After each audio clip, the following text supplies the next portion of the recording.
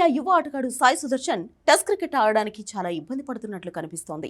ఐపీఎల్లో అద్భుతంగా ఆడి team India test జట్టులో స్థానం సంపాదించుకున్న ఈ యువ క్రికెటర్ కెరియర్ను నిలబెట్టుకోవడంలో తడబడుతున్నాడు. ఆండర్సన్ టెండూల్కర్ ట్రోఫీతో టెస్ట్ క్రికెట్లో అడుగుపెట్టిన సాయి సుదర్శన్ విదేశీ గడ్డపై పెద్దగా రాణించలేదు.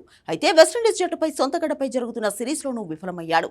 అహ్మదాబాద్ వేదికగా జరుగుతున్న భారత్ వెస్టిండీస్ మొదటి టెస్టులో 3వ స్థానంలో బరిలోకి దిగిన సాయి సుదర్శన్ తక్కువ పరుగులకే పెవిలియన్ బాటపట్టాడు.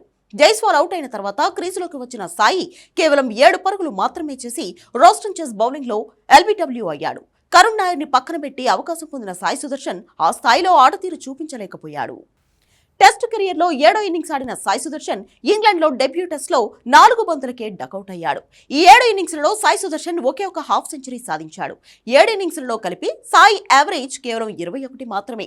అదే ఫస్ట్ క్లాస్ కెరియర్లో 40.43 యావరేజ్ ఉండడం విశేషం.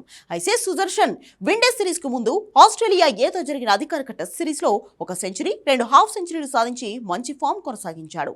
అయితే సుదీర్ఘ ఫార్మాట్లో అతను మరింత పరిణితితో ఆడాల్సిన అవసరం ఉందని మాజీ ఆటగాళ్లు సూచిస్తున్నారు.